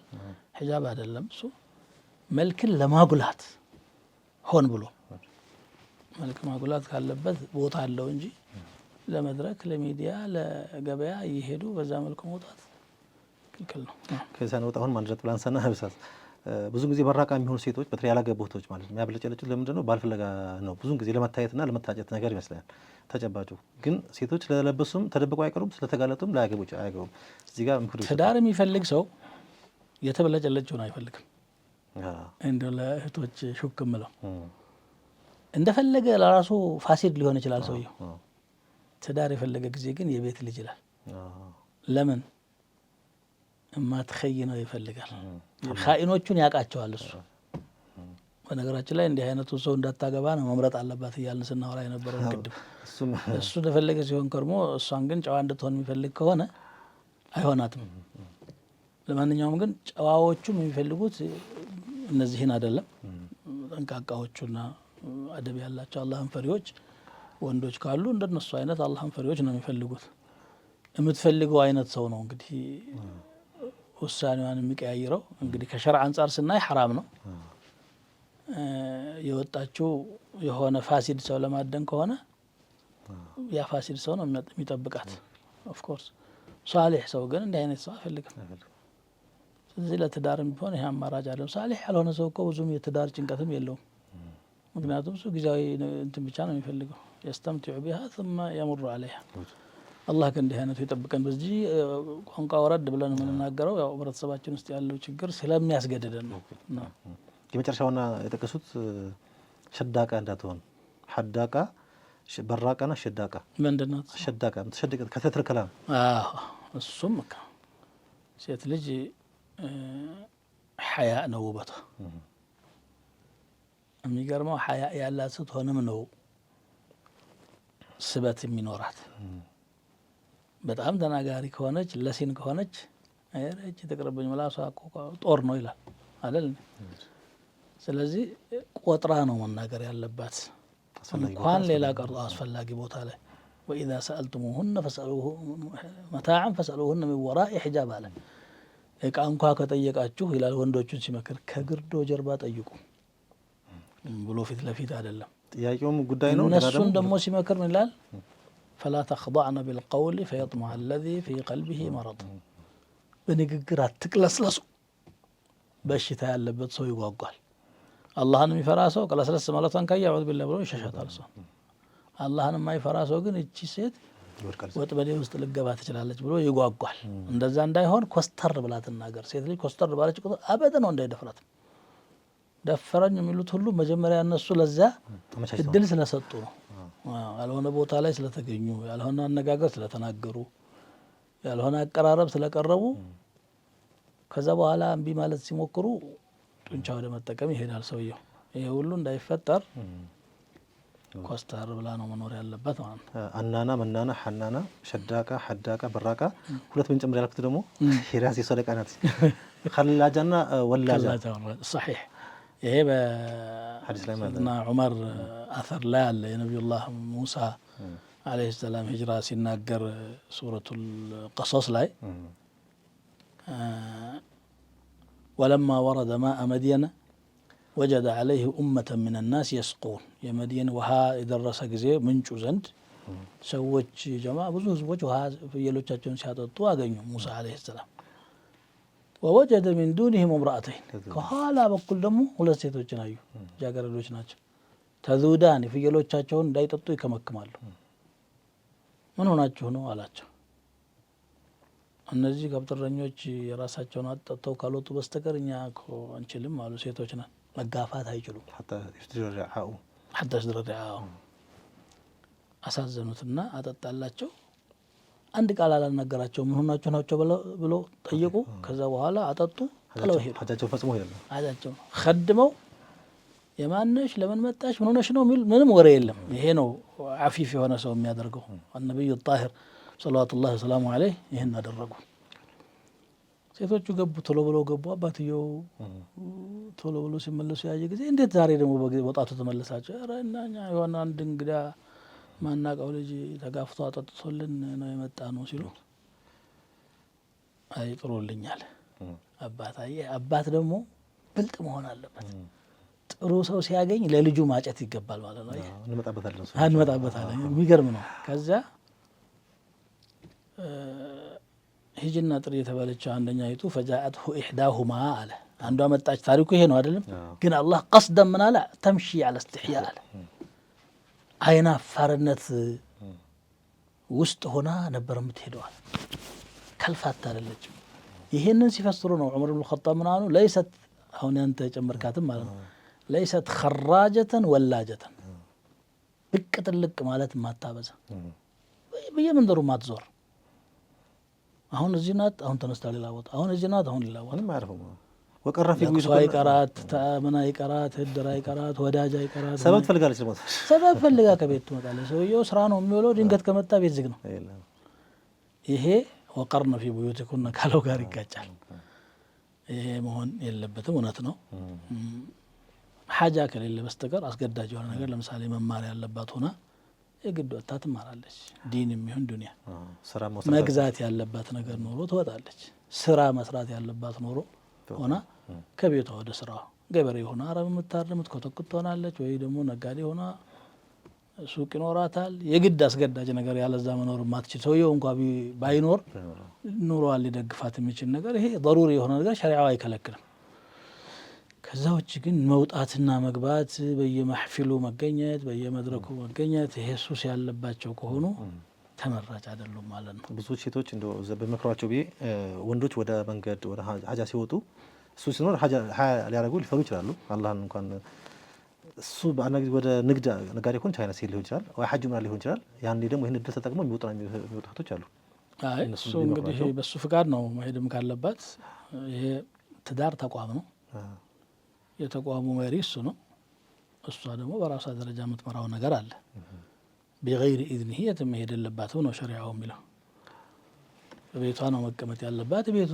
ውስጥ ያለው ስራ መች ያለቀላት ብዙ እኮ ነው ውበታቸው ቤት ሲሆን እኮ ነው ውበቱም መራ እንደው ቤቱ ራሱ የሚፈልገው ኺድማ እኮ ብዙ ነው ቤት ውስጥ የሚቀመጡ ሴቶች ስራ ይፈቱናቸው ብሎ የሚያስብ እኮ ጅል ነው ትልቁ ስራ እነሱ ጋር ነው ያለው ያንን ጥላ ነው የምትሄደው እዚህ ጊዜ ቤቱም ይጎላል እንደገና ያው ሴቷን ስናነሳ የወንዱንም ማንሳት ስላለብን ቻይና ሄጃለሁ ዱባይ ሄጃለሁ ብሎ ደግሞ ሙሐረማት ላይ የሚወድቅ ካለም አላህ እንደሚያየው ወርሳት የለበትም እንግዲህ ان الذي خلق الظلام يراني ጨለማን የፈጠረ አላህ ሁሉንም ነው የሚያየው ለሱ የሚጨልምበት ነገር የለም ሴቷም እንደዚሁ ወንዱም እንደዚሁ ቤቷ ከተት ብላ ትዳሯ መምራት ነው ضروري ለሆነ ሐጃ መውጣት ይፈቀድላታል ከዛ ውጪ ካለ ደግሞ ይሄ ነው ዒፋ ነው የሚጠበቅበት ነው በነገራችን ላይ ሴቶች ይሄን ያክል ወረድባቸው እንጂ ወንዶች በዛ ተቃራኒ ነው እንዳላችሁት ሁሉ ይጠበቃል ይሄን ለመጠበቅ እየሞከርኩ ነው ያለው ምክንያቱም ጥሩ ነው ምክንያቱም ሁሉም ዘንድ ችግር አለ ወንዱ ጠንካራ ከሆነ እኔ 90% ሴቱን ጠንካራ ነው የሚሆነው የሱ ክፍተት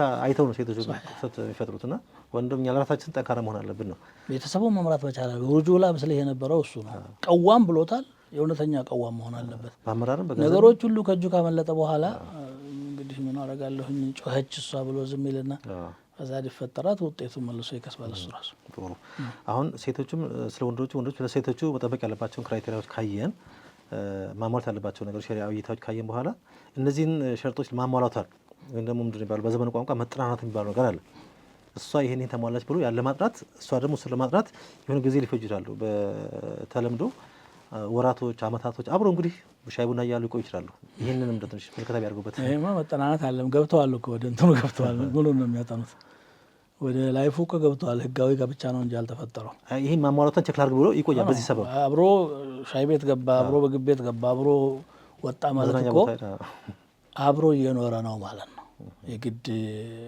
ጾታዊ ግንኙነት አድርጓል ማለት ባይሆንም ይሄ አይፈቀድለትም እሷም ማወቅ ከፈለገ እሷን የምታቅ ከቤተሰብ ወይም ከሚያምናቸው ሰዎች መጠየቅ ይችላል ያንንም አካል ላይ ያለን ለምሳሌ ሳካ ይኖርባት የሆነ በራስ ይኖርባት የሆነ ለምጽ ይኖርባት የሆነ አንድ ነገር ዝም ብሎ ማወቅ የሚፈልገው ነገር ይኖራል ያንን ለማወቅ በሴቶች በኩል ማወቅ ይቻላል ወንዱም ምን እንዳለበት ለማወቅ በወንድ ጓደኞቹ ዘመዶቹ በኩል ማወቅ ትችላለች ከዛ ውጪ ባህሪን ለማወቅ ባህሪን የሚናገረው በነገራችን ላይ ሰውየው አይደለም እኮ እኔ ተቅይ ነኝ እኔ ነው የሚለው አላህን ፈሪ ነኝ ብሎ ማንም አይናገርም እኮ መናገሩ ቢናገርም ተቀባይነት የለውም ያንን ሊነግረው የሚችለው የሚያውቀው ሰው ነው በሌላ ሰው በኩል ነው ቢናገርም ተቀባይነት የለውም ያንን ሊነግረው የሚችለው የሚያውቀው ሰው ነው በሌላ ሰው በኩል ነው ማወቅ ያለበት እንጂ መጠናናት በሚል አብሮ መውጣት ማለት ለፈሳድ መጋለጥ ማለት ነው። አሁን እኛ ፈትዋ ላይ የምንቸገረው ይሄንን ነው። ሁልጊዜ ነው የሚጠየቀው ከጋብቻ በፊት ተሳስተን ነበር ይላሉ። አብረው እኮ ልጅም ወልደዋል ወይም ደግሞ የተረገዘ አለ። ካገቡ በኋላ ነው የሚጠይቁት። ከጋብቻ በኋላ ማን ተገናኙ ያላችሁ ነው የምትሳሳቱት። ተሳስተን ሳይሆን ጀሪማ ሰርተናል፣ ወንጀል ሰርተናል ብላችሁ ግለጹት፣ አታቅልሉት። ይሄማ ትክክል አይደለም። ያ ከምን መጣ?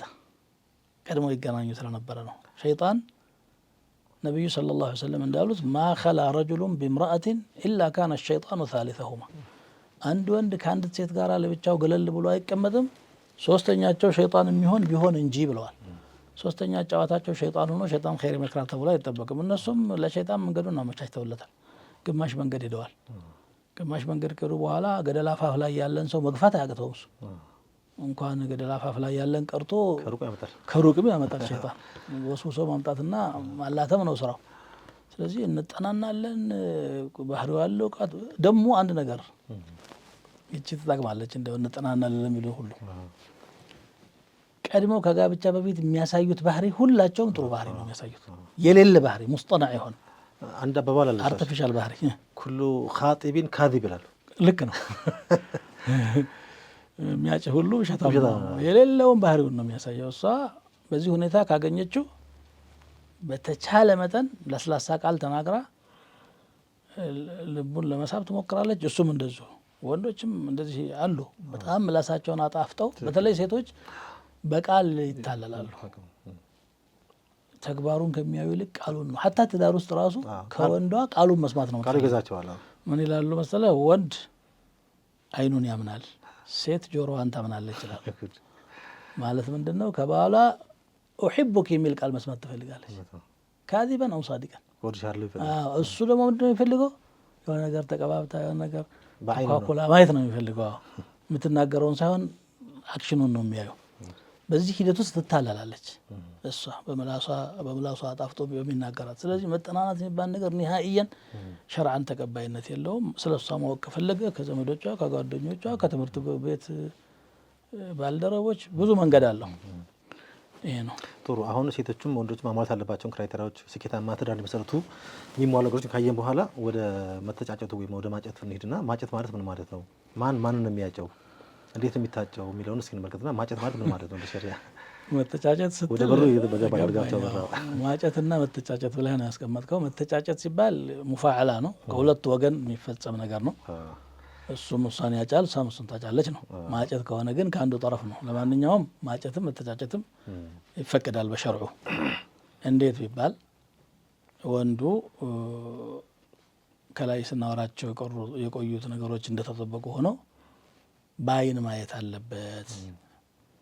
انظر إليها فلعله أن يؤدم بينكما انظر إليها فإن في أعين الأنصار شيئا ያሉት አለ። እያት ልትጣጣሙ ትችላላችሁ። እያት የአንሳሮች አይን ላይ የሆነ ነገር አለ። ምናልባት አይኗ ላይ ሳካ ኖሮ ሳታያት አግብተህ በኋላ ከሚቆጭህ አሁን ብለው ያሉበት ሁኔታ አለ። ማየት ነው። ማየት ሲባል ግን አሁንም እዚህ ላይ ሊያያት እንዳሰበ ካወቀች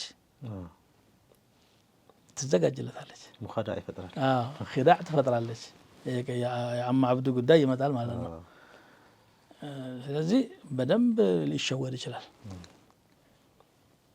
እንደገና ደግሞ እንደዛ ካየ በኋላ የተወንደው እሷ ትጎዳለች፣ ሞራሏ ይነካል። ለዚህ ብሎ ምን ይላሉ? የስተግፊሉሃ አዘናግቶ ነው ማየት ያለበት። ያያት እንዳሰበ እንዳታቅ አድርጎ ያያል። ይሄ በእንዲህ እንዳለ ማየት ያለበት እስከምን ድረስ ነው? እጆቿን ይሄ መዳፍ ድረስ ያለውን ማየት ይችላል። ፊቷን ማየት ይችላል። ብዙዎቹ እንደዚህ ነው የሚሉት። አንዳንዶቹ ከዛ አልፎ አንገት አካባቢ ጸጉር ማየት የሚፈልግ ሰው ካለ እግሯን ማየት ይችላል የሚሉ አሉ። እሷም እንደዚሁ ማየት ሐቋ ነው። ኢብኑ ሐዝም ከዛ በላይም እንደው እሱ لا يستحق يذكر ኢብኑ ሐዝምን አውቄ ነው የተውኩት። እሷም ማየት አለባት በዚሁ ልክ እሷም ማየት አለባት በዚሁ ልክ። ትዳሯ ነው የማይሆናት ሰው ልታገባ አይገባም። ቤተሰብም ማማከር አለበት ያለውም ለዚህ ነው። ልጃገረድ እንኳን ብትሆን ጠይቋት ወኢዝኑሃ ሱማቱሃ ብሏል። ታየዋለች። ቁመናውን አይታ መልኩን አይታ ይሆነኛል ይሄ ካለች ሁለቱ ተፈቃቀዱ ማለት ነው። ከዚህ የዘለለ አሁን ዘመን ደግሞ መጠናናት የሚለው ነገር በአካልም ሳይሆን በቴክኖሎጂም እየተደረገ ነው ያለው። በቪዲዮ ኮል በምናምን ይሄ ክልክል ነው። ለማየት ፊት ለፊት ነው ማየት ያለበት። ቪዲዮ ኮል አያስፈልገውም። ከዛ በኋላ ደግሞ ኒካህ ሳያደርጉ በፊት አብረው ረጅም ዘመን ማውራት፣ በተለይም የተሳሰቡ ሰዎች ለፊትና ነው ራሳቸውን የሚዳርጉት። ለዚህ ነው ቤተሰብም እንደው የሚያጭ ሰው ከመጣ ቶሎ አበረታቶ ጎጆ እንዲሰበስባቸው ወደ ማድረግ መሄድ አለበት የተባለው። እሱን ሀዲስ አፎን ያላችሁ አሁን እርሱ ላይ ኢዛ ጃአኩም መን ተርደውነ ዲነሁ ወኹሉቀሁ ፈዘውጁሁ ሲሏቸው ነብዩ ሰለላሁ ዐለይሂ ወሰለም ወይን ካነ ፊሂ ሸይኡን አሏቸው ሰሃቦች። አሁን ፈዘውጁሁ ብለው 3 ጊዜ ደጋግመውት ይላል ሀዲሱ። በሌላ ሪዋያ ነው በጣም የሆነ ነገር እንከት ወይ ቢሉ ለቀማት አብዛ እንከን የሌለው ሰው የለም። እንከን የሌለው ሰው የለም። ሰው ዘር ይጠይቃል። የሆነ አንዱ ቅዱስ አንዱ ርኩስ የሆነ ዘር ይመስል በርግጥ ከዘርህ እንደውም ከቤተሰቦች ካጎት ልጆች ማግባት ሸርዑ ይፈቅዳል፣ አይከለከልም። የበለጠ የምጣጣመውም እንደው ከማቃት ባገባ ነው ብትል ችግር የለውም። እንደ መስፈርት አይሁን ነው እንጂ ከጎሳህና ከዘመድህ አታግባ ማለት አይደለም። ነቢያችን ሰለላሁ ዐለይሂ ወሰለም ራሳቸው ከቁረይሽ የወጡት ማናተች ጁወይሪያ ብንቱል ሐሪስ እና ሶፊያ ብንቱ ሑየይ ሁለታቸውን ነው ከቁረይሽ ውጭ ያገቡት። ሌሎቹ ቁረይሽ ናቸው። ችግር የለውም ማለት ነው። መስለሓ ከሆነ ደግሞ ትወጣለህ። አሁን ከሚታሰቡ የአቻነት መለኪያዎች መካከል ያው ባህል እንደምታወቀው የዘር አለ፣ የገንዘብ አለ፣ የእድሜ አለ፣ የመልክ አለ፣ የእውቀት ብዙ መለኪያዎች አሉ እና እነዚህ ከሸሪዓ ቦታ አላቸው። ለምሳሌ በዘር አንድ መሆን አለበት ወይ፣ በገንዘብ መቀራረብ አለባቸው ወይ፣ በእውቀታቸው መቀራረብ አለባቸው ወይ፣ በመልካቸው መቀራረብ አለባቸው ወይ? ከፋ ወይም አቻነት መለኪያው ምንድን ነው እንደ ሸሪዓ? እንግዲህ እነዚህ ነገሮች ከተሟሉ መልካም ነው፣ ጥቅምም አለው። አሁን እኛ ዘረኝነትን እየደገፍን አይደለም። አንዱ ብሔር ከሌላው ብሔር ሲያገባ በተጨባጭ ያየ ነው። የህብረተሰባችን ግንዛቤ ዝቅተኛ ከመሆኑ የተነሳ እስከወደደ ድረስ አኮባበሮ ያነሳል፣ አብሮ ይኖራል። የጠላ ጊዜ ድሮ የሚች ነገሊትን አግብቼ የነገሌ ዘር የሆነች ብሎ እሷን ሳይሆን ዘመዶቿንም ጭምር ይተቻል። ጎሳውን ይተቻል። ይህንን እንደዚህ አይነቱን አግብቼ ትላለች እሷም። እንደው እንዲህ አይነት ነገር እንዳይፈጠር ከአካባቢው ቢያገባ እንደ ምክር ችግር የለውም፣ መልካም ነው ብዬ ነው የማስበው። በእውቀትም አቻ ከሆኑ አትሊስት የተማሩበት ፊልድ እንኳን አንድ ባይሆን የግድ ሁለቱም ሐኪም መሆን የለባቸውም፣ ሁለቱም ኢንጂነር መሆን የለባቸውም፣ ሁለቱም ፈቂህ ወይም ሙሐዲስ መሆንም አይጠበቅባቸውም። ብቻ ኖውሌጅ ትምህርት የሚባል ነገር የሚያገናኛቸው ከሆነ መግባቢያ ቋንቋ ይኖራቸዋል። ጥሩ ነው። መስፈርት አይደለም ሸርዓን፣ ግን አይጠላም። ለዚህ ነው እንግዲህ ነቢያችን ሰለላሁ ዐለይሂ ወሰለም የጃሂልያውን ባህል ለማፍረስ ብለው ዘይድ ብኑ ሐሪሳ ዘይነብን እንዲያገባ አዘዙ። እሷም የአላህ አምር ስለሆነ የነቢይ አምር ስለሆነች ብላ ተቀመጠች። ግን ካነት ተተጣወሉ ዐለይህ ይላል መዓ ወረዒሃ ወተቅዋ አላህን ፈሪ ናት፣ ሳሊሓ ናት። ግን ሁሌ ትዝ ሲላት እንደ ዕድል የሆነ ይህንን ዘሮ የማይታወቅ ሰው አግብቼ ትላለች። ተፈጥሯዊ ባህሪ ነው ይሄ ያለ ነገር ነው እና እንዲህ አይነት ችግር እንዳይፈጠር እንደገና ደግሞ ሰው በካልቸርም በባህልም ደግሞ መቀራረብ ይኖራል። በባህል የሚግባቡ በቋንቋ የሚግባቡ የበለጠ ይጣጣማል። አሁን እንደኛ እንደ መስፈርት አናስቀምጠው። እንደ መስፈርት ባይሆንም ባልና ሚስት ቢጣጣሙ እንኳን እዚህ ጋር አባት እናት አለ፣ ዘመድ አዝማድ አለ። እንደው የሚገፋና እንትን ባይሆንም እንኳን ቢሆን የተሻለ ነው እንዳላችሁ ተቀራራቢ ይሆናል ማለት ነው። በገንዘባቸውስ ላይ በገንዘብ ከሴት ገንዘብ አይጠበቅም። ግን ምንድን ነው ገንዘብ ያለው ወንድ ድሀ ሴት ካገባ ከየት እንዳነሳሁሽ ጠፋሽ እንዴ እያለ ሊፎክርባት ይችላል። ይሄ ደግሞ ህመም ነው። ሴቷ ደግሞ ከሱ የተሻለች ከሆነች የባሰ ነው የሚሆነው። ምክንያቱም ሴቶች ብዙ ጊዜ ገንዘብ የመክፈል ልማድ ስለሌላቸው ይሄ ድሀ ውዳቂ አንስቼ እዚህ ብላ ባል ትሆናለች። ባልም ሆና በሰላም አታኖረውም። ና ጠለቅ ብለን እናውራ ካል ተጣጣሞ ተመጣጣኝ አቻ የሆነ ቢሆን መልካም ነው። እንደ ሸሪዓ መስፈርት ባይሆንም ሸሪዓ ሁለት መስፈርት ብቻ ነው ያስቀምጠው፣ ዲንና ኹሉቅን ነው። ቡኻሪ ሰሒሓቸው ላይ ባቡን አልከፋአቱ ፊ ዲን ብለው ነው ባብ ያስቀምጡት። አቻነት በዲን ነው። እድሜ ላይስ? እድሜም ላይ በተቀራረቡ ቁጥር የበለጠ የመጣጣም እድል አላቸው። ግን ወጥ አይደለም። ይኸው ነብዩ ሰለላሁ ዐለይሂ ወሰለም አይሻን አግብተዋል። በጣም ያማረ ሀያት መርተዋል።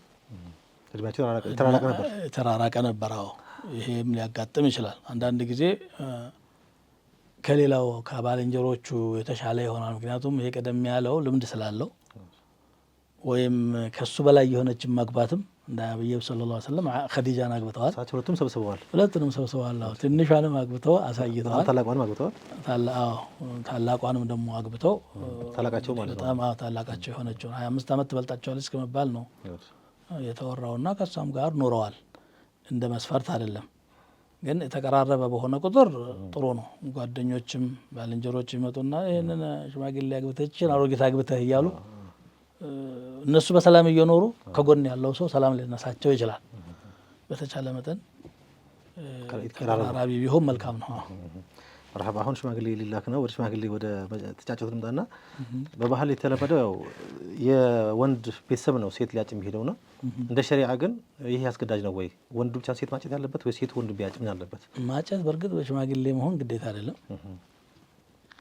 ራሱ ቀጥታ ሄዶ መጠየቅ ይችላል ሸርዓን። አሁን እኛ ሀገር ላይ አንድ የልጅ አባት የሆነ ሰው ወይም አሳዳጊ የሆነ ሰው የሚያገባው ልጅ ቀጥታ መጥቶ ልጅህን ስጠኝ ሲለው በጣም ነው የሚቆጣው።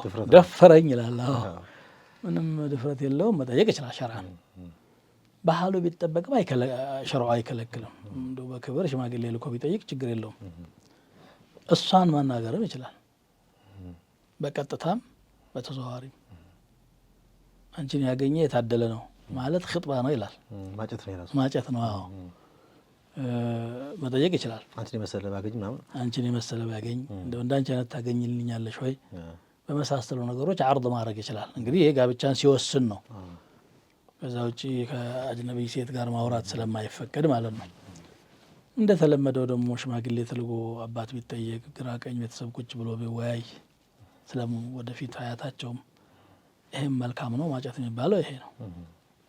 ከዚሁ ጋር ተያይዞ ማጨት ጋራ በጣም ጎጂ የሆነ ባህል አለ በታሪም ያለበትና ከመህሩ በፊት ገና በመተጫጨት ጊዜ ወይም ሽማግሌ ሲላክ የሚሰጥ ስጦታ አለ ወይም ጥሎሽ ለሷ ብቻ ሳይሆን ለወላጆቿ፣ ለአጎቶቿ፣ ለምናምኖቿ ለወላጆቿ በአንዳንድ አካባቢ አሁን ኢትዮጵያ ላይ በጣም የነገሰ ነውና አንዳንድ ሰው ቤቱን፣ መኪናውን፣ መሬቱን እስከ መሸጥ ድረስ ጫማ እኔ ባለፈው አንዱ የነገረኝ ወደዚህ ከአዲስ አበባ ወጣ ብሎ ነው የተለያየ ካልሲ ለብሶ የሄደ ሰው አንድ ሱሪውን ከፍ አንድ ሱሪውን ዝቅ አድርጎ በቃ ኦልሞስት በጣም ተረብሿል ማለት ነው። ብዙ ንብረት አውድሞ ገና እኮ እያጨ ነው ይዘው ይሄ እሱ ራሱ ነው ጥፋተኛው።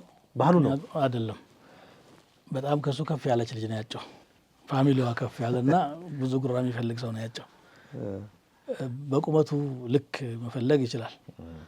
መሰረቱ ጋብቻ ላይ መጠየቅ ያለበት ለሷ ብቻ ማህሯ ነው እና ማኖር ይችላሉ ተብሎ ነው እንጂ መጠየቅ ያለበት አባትም እናትም ግራ ቀኝ ዘመዶችም መብት የላቸውም። ይሄ ካልተከፈለን ማለት በፍቃዱ ካደረገ መልካም ነው፣ ማክበር ነውና ማለት ነው። ወልደው ያሳደጓትን መከራ ያዩባትን ልጅ ትዳር ትሁንህ ብለው ሲሰጡት ሙካፋአ አድርግ ብሎ ካደረገ ምን አልሙዓመለተ ቢልሑስና በመልካም ነገር አብሮ ከመኖር ስለሚቆጠር ጥሩ ነው። እንደ መስፈርት ማድረግ የለበትም። ምክንያቱም ምንድነው የሚሆነው? ይሄ መሸጥ ነው እኮ የሚሆነው። ልጅቱን በዋጋ እየተመኗት ነው ማለት ነው። ትዳርንም በገንዘብ እየተመኑት ነው ማለት ነው። ይሄ ከገንዘብ በላይ ነው ትዳር የሚባለው ነገር። ሁለት ሰዎች አብረው 20 30 40 ዓመት 50 ዓመት አብረው ኖሩ ነው። ልጅ ሊወልዱ ነው። የልጅ ልጅ ሊያው ነው። ገና ወደፊት ረጅም ፕሮጀክት ነው ይሄ። ከንግድ ካምፓኒም ከምንም በላይ ነው። በማንም ጊዜ የምታፈርሰው የሚከስር የሚነስራ ሳይሆን ከፍ ያለ ነገር ነው። እዚህ ውስጥ የሚገባ ሰው አስቀድሞ ማንነቱን አጥንቶ የሚሆን ከሆነ ወደ ትዳር መግባት ነው። ቤተሰብ ደግሞ ማቅለል ነው ያለበት። በፈቃዱ ከፍ ያለ ነገር ከሰጠ ግን አይከለከልም። አንዳንድ ጊዜ ደግሞ ማቅለል በሚል የሚችለው ሰው ላይም ጫና የሚፈጠርበት ሁኔታ አለ። እኛ ደንባችን 10,000 ነው፣ አንተ ለምን 1 ሚሊዮን ትሰጣለህ ይላል። በቃ እችላለሁ ካለ ለምን ህግ እናወጣለን በሰው ላይ? ወአተይቱም ኢሕዳሁነ ቅንጣራን ነው እኮ የሚለው። በኩንታል የሚቆጠር ብዙ ገንዘብ ቢሰጥ ደስ ካለው ቤት ቢሰጥ ህንጻ ቢሰጥ ምንም ችግር የለውም። ግን መስፈርት መሆን የለበትም። ያን ያላደረገ ሰው ትዳር የማያገኝበት ሁኔታ ስለሚፈጠር ማለት ነው። ቤተሰብ ደግሞ ይሄ ካልተከፈለ ብሎ ሼክ ይሄ መስፈርት ነው። ባለፈው ያጋጠመኝ ዛሬ 2 ወር አካባቢ ነው። 2 ጉዳት አለው በነገራችን ላይ። ይሄ አንደኛው ጉዳት ተላችሁት ሰዎችን ከጋብቻ ማራቅ ነው። ይሄን ማይችል ከሆነ አይሞክረውም ነው፣ ወደ ሐራም ይበረጋል። አንድ ሁለተኛ በዚህ ይህ ዋጋ ክፍል ያገኛትን ሴት እንደ ባሪያ የሚያያት የሚገርማችሁ ቤተሰብ ብርቅ አይል ድርሻ አይል ቢሆን ችግር ይፈጠር እንኳን ምክንያቱም በዚህ ዋጋ ክፍል ስለወሰዳት ማለት ነው። 2 ጉዳት አለው እና ባለፈው ሄድና የሆነ ቦታ ላይ ይህን አናቅምኛ ከተለያየ ብሄር ነበረ አጋጣሚ ነው የሚጋቡ ሌላ ብሄር ነበረ ሳናቅ ሄድን። ከዛ እዛ ነገሩን ይህን ሳታረጉ ይህን ሳታጠብቁ አሉ። ወላሂ እኛ የምናውቀው ነገር የለም። ልዩነቱ ከዚህ ጀምራ ከአሁን በኋላ ሊኖር ይችላል። ይህን ታሳቢ ያደርጉት ግን እንግባባለን አልናቸው። ከዛ በኋላ መቀበል እንቀበላችኋለን ግን ሳንቀጣችሁ አሉ። ያኛውም እንዳለ ሆኖ ገና መቀጫ 70 ሺህ ብር ከፍለን መታጨቱን አጽድቀን የመጣ ነው። ገና መታጨት ነው። እና ይሄ በጣም ጎጂ ባህል ነው ሼክ። እና ከዘዋጅም ሰዎችን ያስፈረጋል መሸጥም ነው ደግሞ ልጅቷ በኋላ ከገባች በኋላ እኮ አባቴ እናቴ ማለት አልችልም ተሽጣለች ነው ብዙ ዋጋ ተከፍሎባታል። ትዳራቸው ደግሞ እንደዚህ ሆኖ እኮ በሰርጋቸው ላይ ሚሊዮኖችን ያፈሱና 2 ወር ሳይሞላ እንደገና ፊርማችን ይቀደድ ይላሉ። ምክንያቱም ተጎዳድተዋል መጀመሪያ ላይ። ይሄ መሆን የማይገባው ነገር ነው። ሸርዕም አያበረታታውም። ኸፊፍ የሆነ መህር ነው የሚወደደው። ያለው ሰው ቀለል ያለ ኸይሩ ኒካህ አይሰሩሁ ቀለል ያለው ነው የሚወደደው። ያለው ሰው ልስጥ ካለ አይከለከልም ነው እንጂ እያልን ያለ ነው። ጫና መደረግ የለበትም።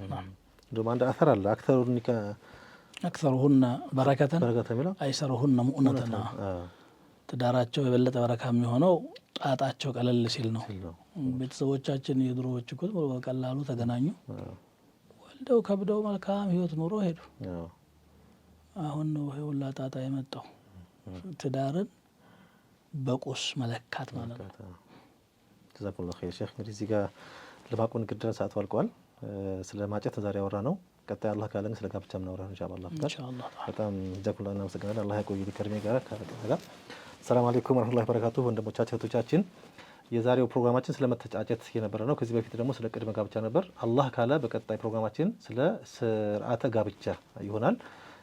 በዛ እስከምንገናኝ ድረስ ወቢላሂ ተውፊቅ ወሰላሙ አለይኩም ወራህመቱላሂ ተዓላ ወበረካቱሁ።